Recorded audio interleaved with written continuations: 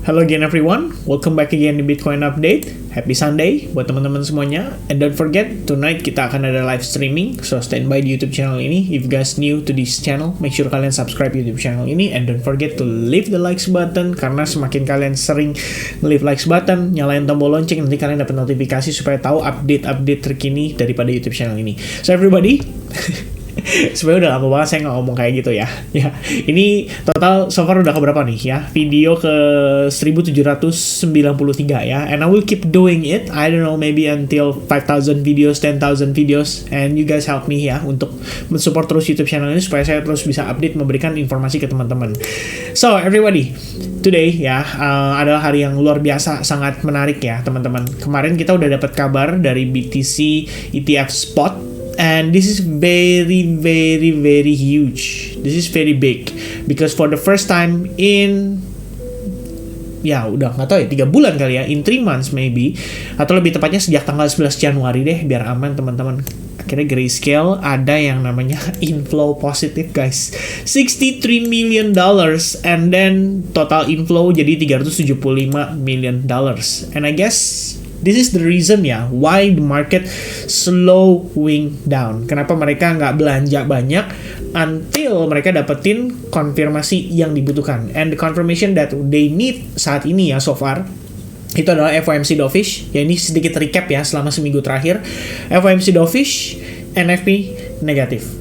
Ya, ini sebenarnya bisa dibilang FOMC-nya sendiri tuh ngasih, ya bisa dibilang yang berbicara soal balance sheet ya. Ini berarti kan mereka menunda mengurangi likuiditas di pasar. Dan total nominalnya itu kalau misalkan disetahunkan itu sekitar 420 billions of dollar, ya itu sebenarnya lumayan gede teman-teman sekalian.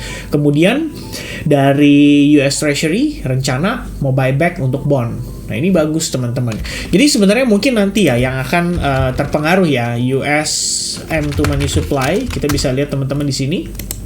Ya, probably nanti after adanya, ya bisa dibilang after adanya ya kebijakan-kebijakan yang akan mereka ambil, ini harusnya M2 money supply akan perlahan-lahan coba untuk nanjak.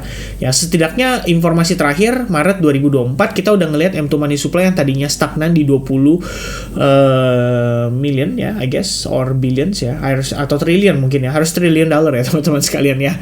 Ya tapi katakanlah ini ya 20.748 teman-teman. Oh ini dalam billions of dollar, berarti totalnya ini sebenarnya 20 triliun ya.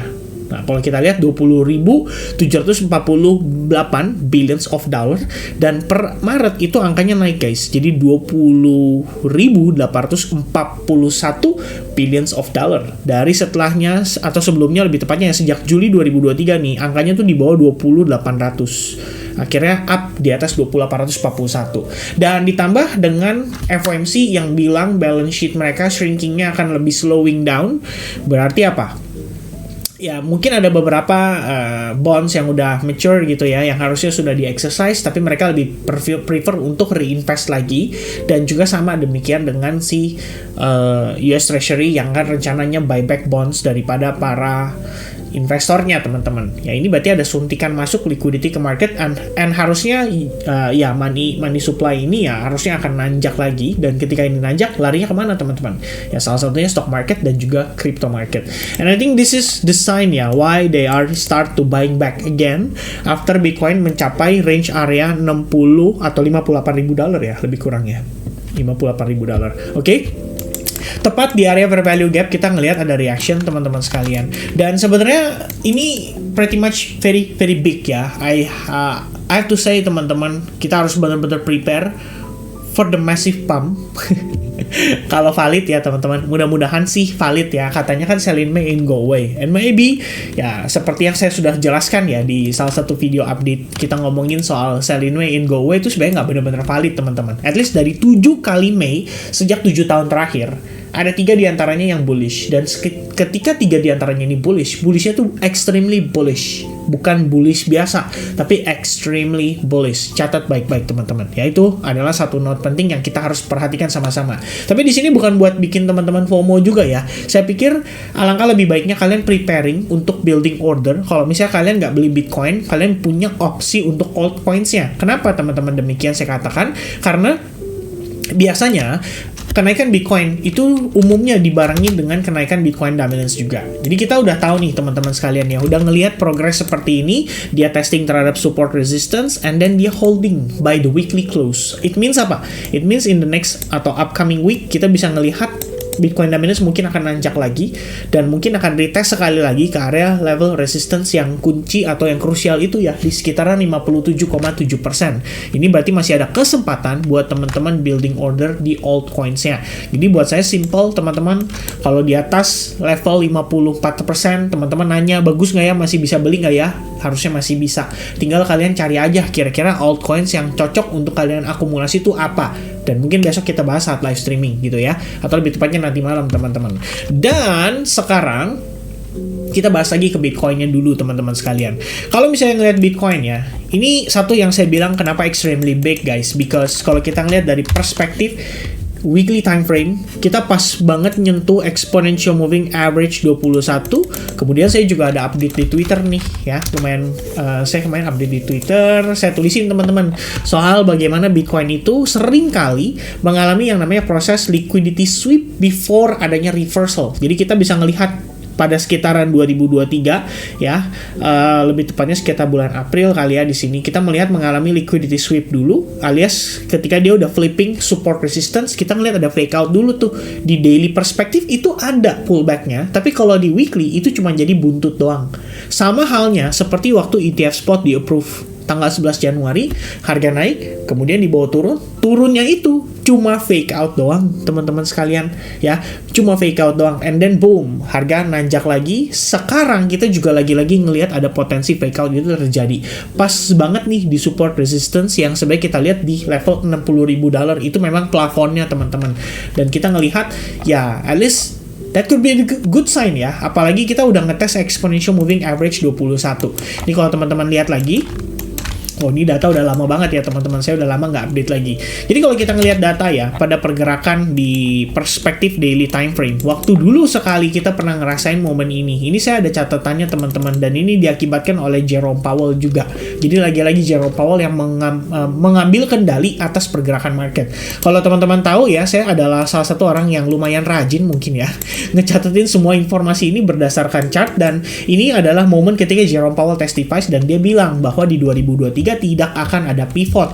Setelah awal-awal di Januari 2023, orang-orang percaya bahwa Fed akan pivot. Setelah dia kasih statement kita nggak akan pivot, boom, harganya turun teman-teman. Jadi disitulah proses koreksi berlangsung. Kalau kita lihat dari daily, yes, kita ada body candle ya. Bahkan prosesnya menariknya teman-teman itu sama seperti yang terjadi saat ini. Ada satu big bear candle, ada dua candle star pattern, and then boom, satu candle bullish yang memfake out situasi breakdown daripada support resistance ini. So this is gonna be very very interesting. Kita bisa lihat resistance, support, fake out, and then boom, reversal gitu ya. Nah sekarang teman-teman, kalau kita bawa ya ke dari perspektif ini ke time frame weekly, yang tadi saya bilang, Anda bisa lihat bahwa hanya terbentuk di sini yang namanya buntut candle saja tuh. As you can see, it's just a fake out, right? After a fake out, kita lihat reversal. Nah ini juga sama ya. Kalau dilihat di sini nih, kita ngeliat cuma buntut, tapi kalau kalian lihat daily, ini pada saat momen ini terjadi, ini semua baby bear ya dari seluruh universe itu start bilang sell the news, sell the news, sell the news, Bitcoin let's go, coming back again 30.000, 25.000 dan bahkan lebih rendah lagi. Ternyata apa teman-teman?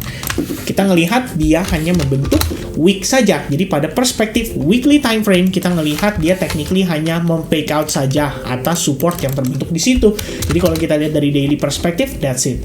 Ya, support, fake out, and then boom, ya start reversal. Nah, satu lagi yang menarik teman-teman. Jadi saya menggunakan satu indikator ya, namanya exponential moving average. Dan saya tambahkan lagi exponential moving average periode 100. You know what? This is very interesting karena kita ngelihat dia sebelumnya holding di atas exponential moving average 100. And then per hari ini, atau lebih tepatnya 2 harian ini ya, kita technically holding di atas exponential moving average 100 itu, ditambah kalau kita hilangkan yang tadi saya bilang sama teman-teman ya, ini bisa jadi hanyalah sifatnya fake out. Karena kalau lihat dari perspektif weekly, jatuhnya apa? Cuman weak candle atau ngebuntut doang ke bawah dengan begitu panjang dan panjangnya ke bawah. Plus dalam 1 hari 4 jam lagi kita akan ngelihat Bitcoin akan closing perspektif weekly. Banyak orang bilang 5 minggu terakhir kita ngelihat Bitcoin koreksi. You know what? This time nggak sampai 5 minggu ternyata, karena minggu ini kita nggak printing bear candle. Yang ada adalah kita printing bull candle dengan indikasi candlestick pattern reversal yang disebut dengan istilah seperti hammer pattern. Ya, kalian bisa cari ini di Google ya, ada namanya hammer pattern teman-teman sekalian. Ketika kita ngelihat bentuknya tuh seperti palu, lebih kurangnya kayak gini, buntutnya memanjang ke bawah, closingnya dalam keadaan bullish. Ya, kalau bisa di atas nggak ada buntut gitu. Atau bisa juga disebut dengan istilah bullish pin bar. Which means sebenarnya polanya sama ya, mirip-mirip teman-teman. Bullish pin bar ya kayak gini, mirip-mirip kayak pattern, ya kayak hammer pattern juga gitu ya. Nih, bullish pin bar gitu. Cuma bedanya di atas dia ada buntut sedikit. Mungkin ini bisa dikatakan lebih mirip kayak bullish pin bar ya jatuhnya teman-teman sekalian. But ya, in the end, weekly perspektif kita holding di atas exponential moving average 21. And then dari daily-nya teman-teman, kita sebenarnya lagi ke squeeze nih. Ke squeeze antara apa? Antara exponential moving average 100 ya. Di sini saya ganti warnanya jadi warna merah aja biar teman-teman enak lihatnya. Nah, kira-kira begini. Dengan exponential moving average 21 yang saat ini technically menjadi resistance-nya dia.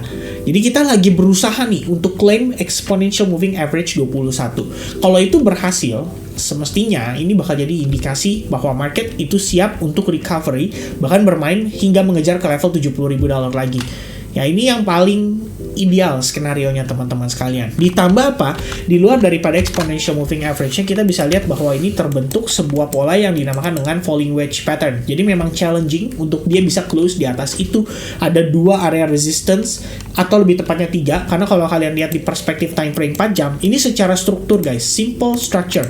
Ya, ini lower low, lower high, lower low, lower high, lower low, lower high, lower low, lower high, and then pull back, pull back, pull back, pull back, tercreate lah higher high. Setelah itu ada lower low, lower high, lower low, lower high, lower low, lower high, lower high, and then lower low, and then that's it ya. Kita lagi testing terhadap high point ini. Belum berhasil men-take over. Karena kalau udah berhasil take over, baru kita katakan ini higher high, and then ada possibility untuk higher low, untuk dia nanjak.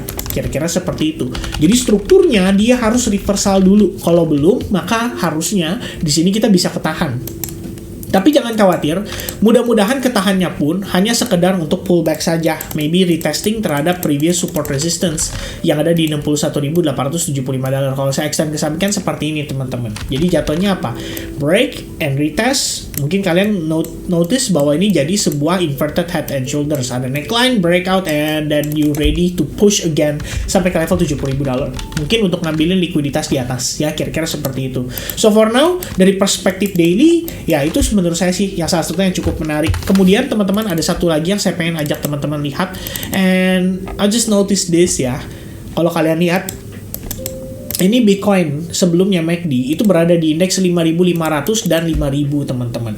Which means ini adalah extremely overbought, and then Bitcoin hanya butuh balik sampai ke level $60.000 atau lebih tepatnya di sini ya. Ini kalau per 50.000 kan indeksnya di 73.000 teman-teman. Sekarang harga di $63.000. And you know what?